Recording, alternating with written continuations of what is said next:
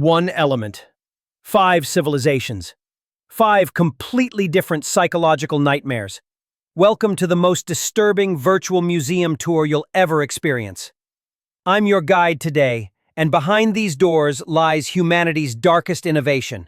How water, something we drink every day, became the most sophisticated psychological weapon across 5 major civilizations. What you're about to discover will change how you see human nature forever. These aren't just torture methods. They're windows into the deepest fears of entire cultures. And the most shocking part? Modern interrogation techniques still use these exact same psychological principles today. Step inside with me as we explore the virtual museum of comparative torture studies.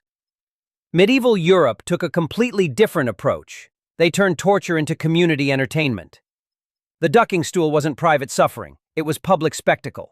Entire villages gathered around rivers and ponds to watch repeated near drownings.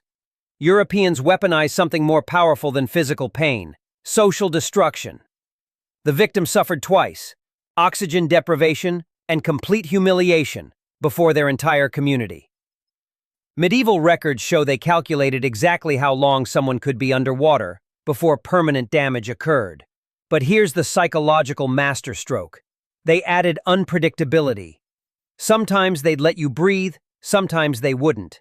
This randomness created learned helplessness, where victims stopped fighting back entirely. The water was just the medium. The real torture was uncertainty combined with public shame. Japan perfected what they called honorable breaking, maintaining dignity while destroying resistance. Japanese water torture focused on controlled precision, but with a psychological twist that makes it uniquely disturbing. They would apologize before each session and explain exactly what they were doing. This created a psychological paradox where victims actually felt grateful to their torturers. Japanese records show that explaining the torture process increased effectiveness by 40%. When prisoners knew exactly what was happening, their imagination couldn't create worse scenarios, but their helplessness increased dramatically.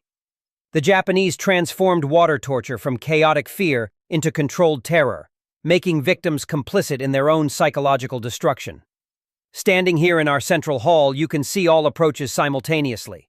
Same water, completely different psychological strategies. Chinese used mathematical precision. Europeans created social spectacles. Japanese developed respectful terror. Each culture weaponized the same element to exploit their society's specific fears and values. The most disturbing revelation? Modern psychological interrogation techniques use these exact same principles: isolation, uncertainty, social destruction, and controlled helplessness. These methods reveal more about the cultures that created them than their actual effectiveness. Understanding this dark history helps us recognize psychological manipulation in all its forms today. What surprised you most about these cultural differences? Share your thoughts below. And don't forget to subscribe for more virtual museum explorations.